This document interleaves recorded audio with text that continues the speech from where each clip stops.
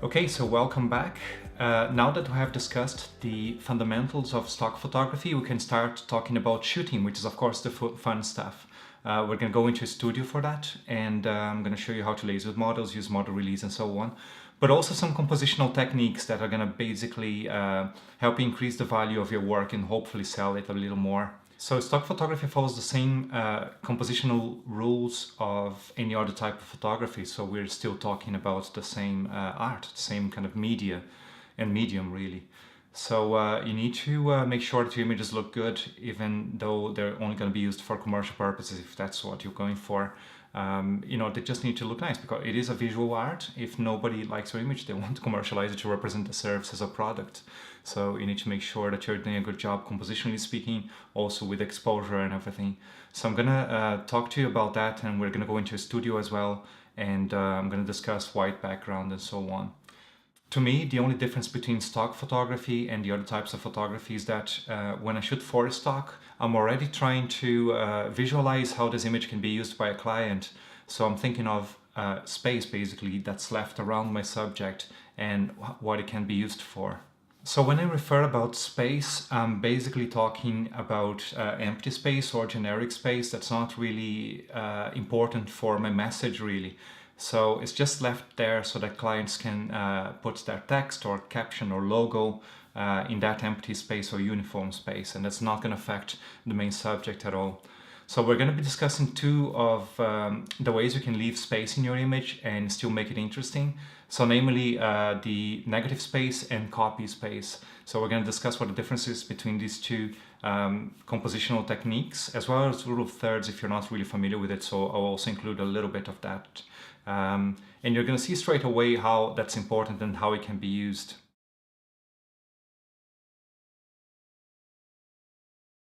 Okay, so the first way to leave empty space in your image that we're going to talk about is the negative space. And that basically means leaving your subject in one side of the image and leaving another side of the image available for text or logo or anything else that the client wants to use it for. So for instance, here in this video, I'm using my side camera here, and I am on a third of the image, so I am to the left of the image, and then here on the right you have the home and the bottles of wine and so on. But that space is kind of out of focus, and it can be used for advert. I mean, maybe if you were to put an empty block here of text, it wouldn't really influence the image too much because I am the subject. So this space here is left as an interest area, maybe an empty area as well for the client to use. So I'm already making use of this negative space as I filmed this. Now in the same subject of negative space, you don't actually need to have anything there. It can be just a block color. I'm going to show you examples of that.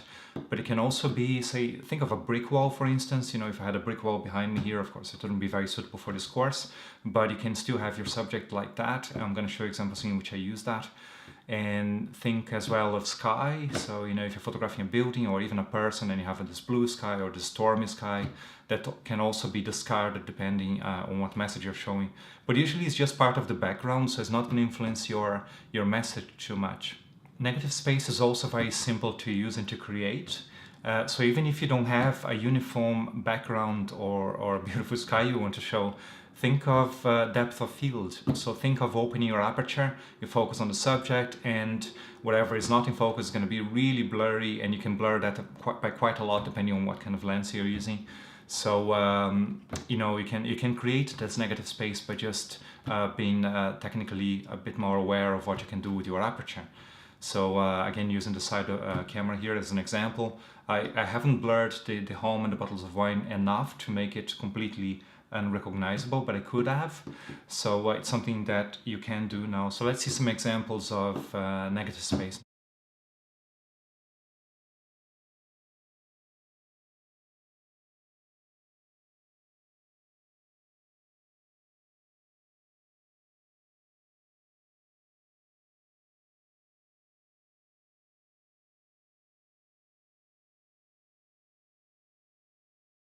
Now, I love negative space because it usually makes your image much more pleasing to look at than if you just have your subject spot in the middle. It's great. I mean, just gives the eye a little kind of, flexibility to wander around the image, so you have that kind of, lets the image breathe a little bit better. And it's probably related to the rule of thirds, which I'm going to discuss now with you. Rule of thirds is the most basic compositional technique in photography. It is something that you shouldn't use in all of your images, so there is a place for it, but it's a rule that should be broken as often as used. So, and some artists will even say that the rule of thirds is not really a proper compositional technique. But let's keep it simple and let's just accept it as a compositional tool. So if you're not familiar with it, you imagine your frame being crossed by two vertical lines. That's going to divide your frame in 3/3, and then two horizontal lines forming a grid. So I have 3 horizontal thirds as well. So I have those 4 lines, and where these lines cross, you have the golden points. So theoretically anyway, if you place your subject in any of these points, your image is automatically more interesting to look at. You can also use more than one of these points, of course. You can just have your subject, filling 2 of these spaces and so on, like, vertically, for example. But remember, the rule of thirds is really basic, so you shouldn't use it for all of your compositions. You need to experiment and really let your eye decide to see if it's the right compositional tool to use. Sometimes it's not going to work at all, so you just trust your eye, trust your gut instinct, because we're very good at seeing, so we should trust our eyes really to see if it's pleasing or not. So the second way to leave available space in your image is called copy space. And it changes a little bit or varies a little bit from negative space, because you're telling your client where to put their text and logos. So think of it as you're providing a frame for the main subject, but you don't know what the main subject is going to be. So copy space is going to basically be a place where the client is going to put their subject. That doesn't need to be a person, it can be their logo or text, as I said. So your image is going to be framing whatever the message is. I'm going to show you some examples of that too.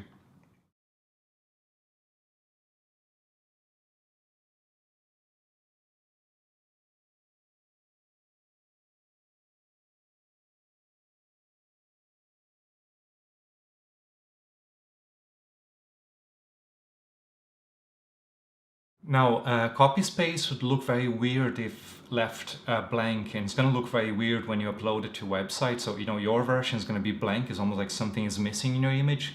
But, you have to bear in mind that's going to be filled by the client when they import their design in it. But you're basically providing an allocated space for the client to use. Now, having said that, make sure that your copy space looks credible, looks kind of, part of the image. If you submit images that have been obviously retouched, and where you can see the retouching being done, as in if you just kind of, put a massive white block on top of the space that's allocated for your copy space, then the image is going to be rejected straight away. So reviewers are going to send it back to you and say, well, there's visible retouching here. You need to do it again and make it look nice. So your retouching has to look natural and has to blend in with the remaining of the image. You need to kind of match color, brightness, and so on.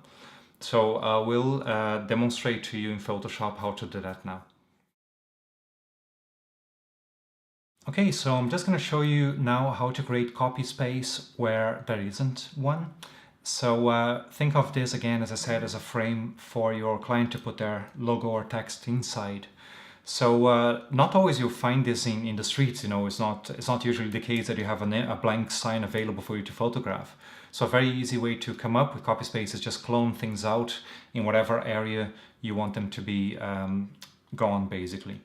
So for this exercise, I just photographed my home sign, which is here. It's not my best of images, but I'll just demonstrate how I would go about doing it.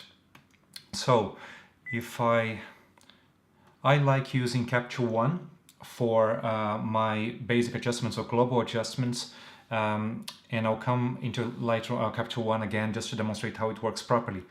But the first thing I need to do is import my file, so that it is. I'll just import it into my session, select it, and there it is. So the first thing I want to do, I'll just make this full screen. I just like working full screen here. Cool. And bring my Tools tab back here. Just make the arrow disappear. Great. Now, first thing I want to do is just align this sign. It's a bit tilted and askewed. So Capture One has got this very nice alignment tool. I can select the corners of any rectangular object. Just really careful there. And I can nudge this up and down by using the arrow keys. See how it's looking. I'm not going to get too fussy for this exercise. I just want to show you how to remove the text, but let's do it as precisely as we can quickly. Apply. Now, Capture One has already made this a perfect rectangle for me, so now it's aligned. The second thing I want to do is get rid of this metal bar and also the shadow. Just going to crop that out. I could fill it with, I could just kind of create the same color that I have here and just expand it, but let's just make it simple. And just gonna align this center, this text, good. So now I have my raw material there. Second thing I want to do is work with the exposure a little bit. Now I see it's slightly underexposed according to my histogram. So I'm gonna just increase the exposure until I'm happy with the histogram. And at this point, I'm not even looking at the images. I want to get everything in the center. Now I see the space left here on the bright side, and just make sure that's not used. There you go, great. And again, if you're not familiar with this levels adjustment in Capture One, I'll go into it later, but it's just pretty much the same as working with the exposure sliders here. Now, other thing I want to do is maybe increase the contrast a little bit. Fantastic, it's looking better already. And I see that I have a little difference in brightness between the left-hand side and the right-hand side. That's because of the light that I was using. So you see there's a bit of a sheen here and it's making me lose detail. Just gonna recover a little of that by using the highlight slider. There you go, it's coming back, and still have the sheen, but I think now brightness wise I'm more balanced. I also want to check for sharpness to make sure that this is not blurry. So always zoom in at 100%, check if it's sharpened. And I see it's sharp enough. For this kind of subject, because my sign is really close to the wall, I probably would want the wall also sharp in focus by just using a small aperture. But for the sake of exercise here, let's just use this as it is. Great, so now it's looking better. I'll also use the clarity slider to bring some details back and also the structure. And I want to also analyze the lens for chromatic aberration, just make sure there's nothing funny going on there that I'm not seeing straight away. Cool, so I'm happy with this starting point. Now I can, from Capture One, edit this in Photoshop. So it's a round trip. I'm just going to click on Edit, and then this is going to be opening Photoshop CC as a TIFF, and not downscaling or upscaling anything. It's important that you don't either at this stage anyway. Never upscale, but you might want to downscale for sharpness reasons.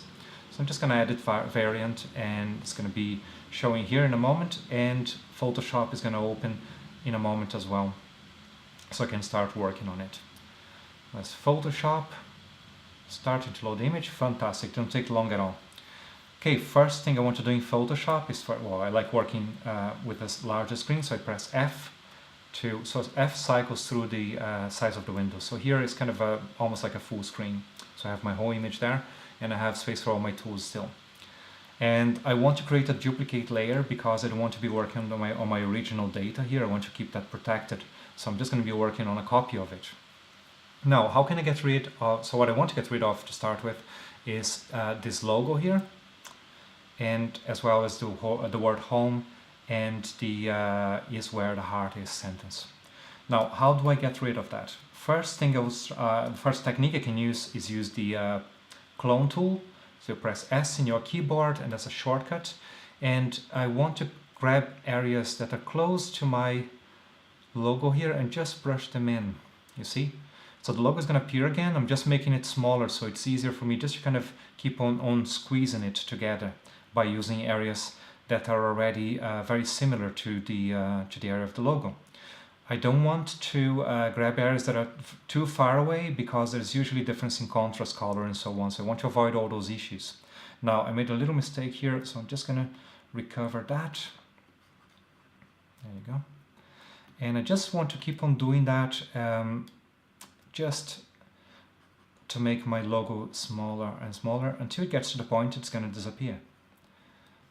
So it's really, really simple to do. It's just like copying and pasting, really. want to leave that little detail there. I don't want to get rid of it because it is quite nice. It's part of the texture, you see. I want to retain the texture in my image. That's usually the case for anything that you're trying to clone in and out. You want to retain the texture you already have in your image because it's just looks more real and blends in quite nicely together. Right? So as you see, it's getting a lot smaller and it's getting more manageable as well. When you start, it looks really massive and you say, oh, how can I get rid of that? It's looks like a Herculean kind of, you know, task, but really just make it smaller.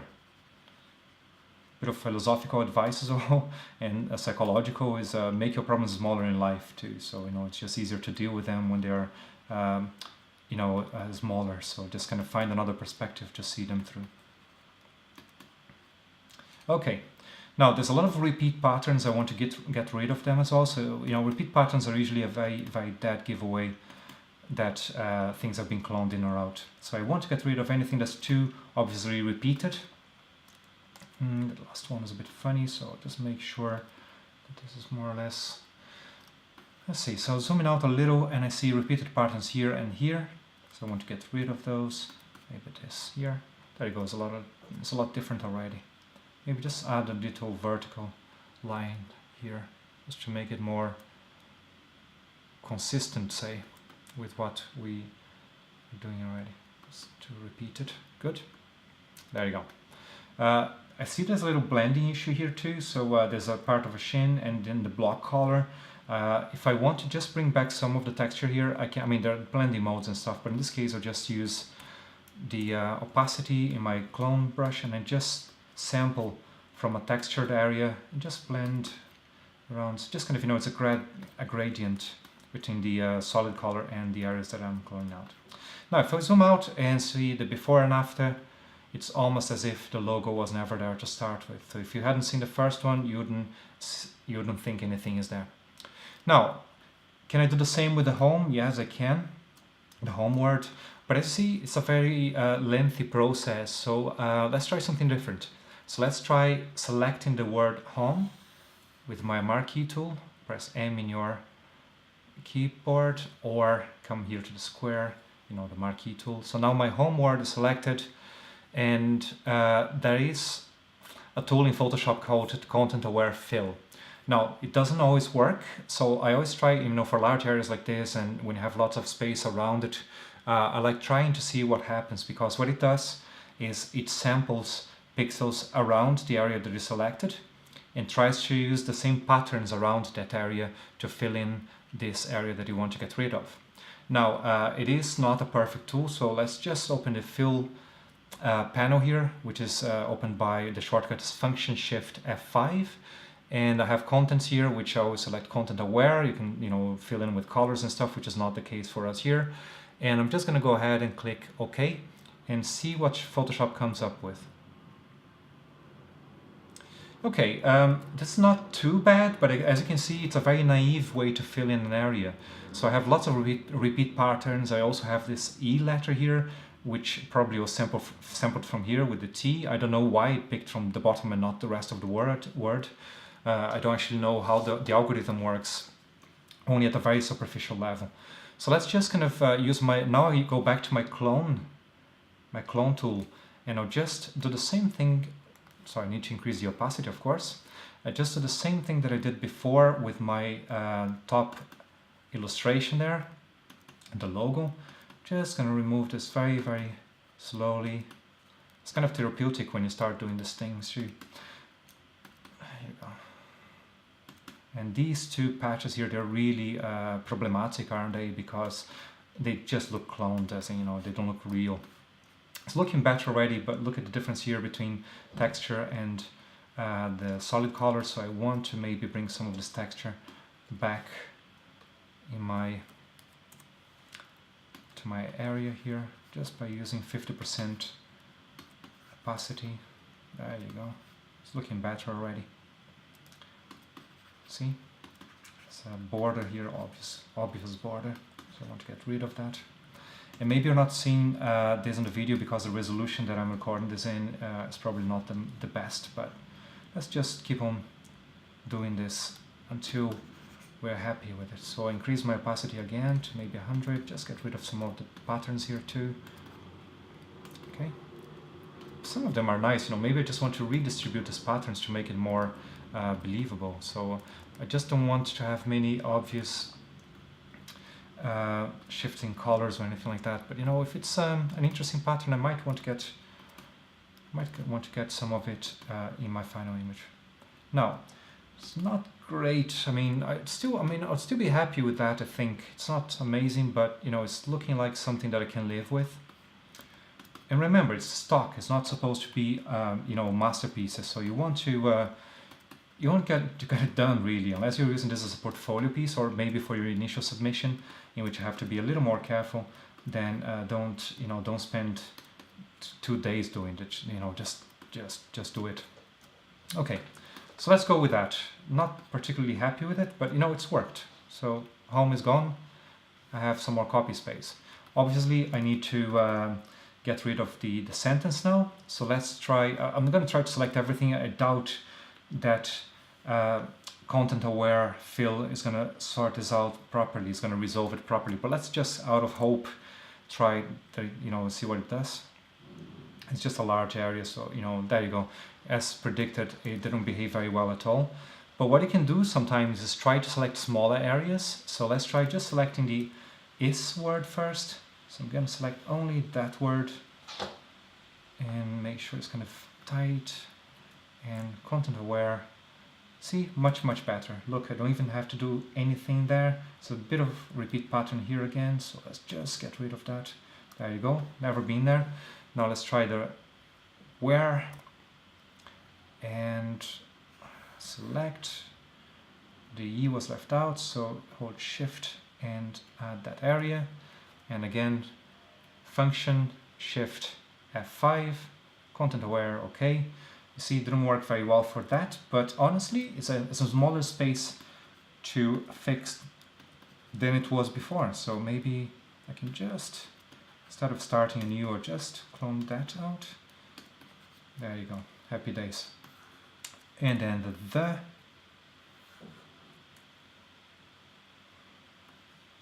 you go, same thing. Let's see if content aware helps me.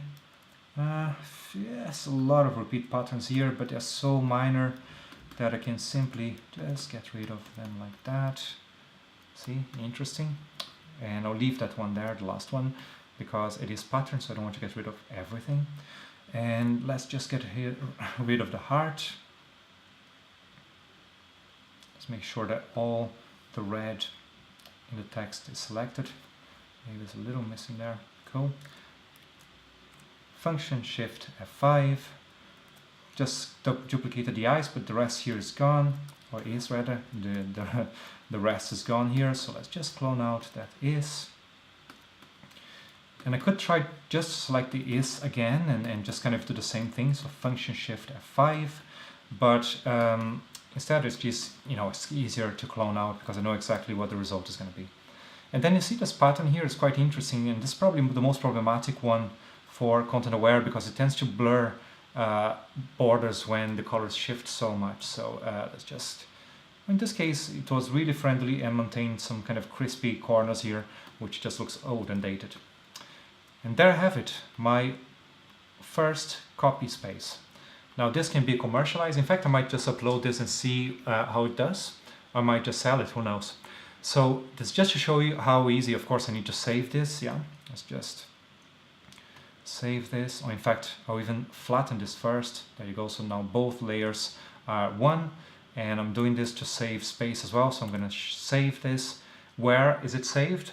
You see, it doesn't actually ask me because now it's saved with the same file that I had in Capture One, which is here. So now I have the after, so before and after. Capture One is just generating a preview. There you go. Before, after. And now I have my first copy space. So I hope this helps you create your own. So remember, you can always photograph, think of a tutorial, for example, you can always remove whatever makes your subject tutorial to create copy space instead. So practice with Photoshop, and hopefully you come up with great results.